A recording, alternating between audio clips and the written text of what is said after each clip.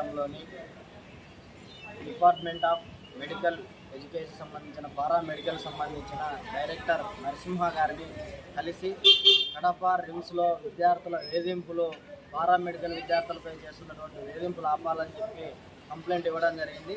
అదేవిధంగా ఏదైతే కడప రిమ్స్లో విద్యార్థులకు సంబంధించి ప్రిన్సిపల్గా వ్యవహరిస్తున్న జమున గారు, అలాగే పారామెడికల్ ఇన్ఛార్జ్ హెచ్ఓడి ఎవరైతే శోభారాణి గారు ఉన్నారో వీరు విద్యార్థులు హాస్టల్ వసతి లేకపోతే అక్కడ ఉన్నటువంటి విద్యార్థులతో వెజ్జి చాకరీ చేయించకూడదు అనేటువంటి అడిగిన కారణంగా విద్యార్థులను పరీక్ష ఫీజులకు కూడా దూరం చేసే విధంగా వ్యవహరించిన తీరు ఏదైతే ఉందో వీటన్నిటిపైన నరసింహ గారికి కంప్లైంట్ చేయడం జరిగింది. డాక్టర్ నరసింహ గారికి వెంటనే వీటిపై చర్యలు తీసుకోవాలని చెప్పి కోరడం జరిగింది.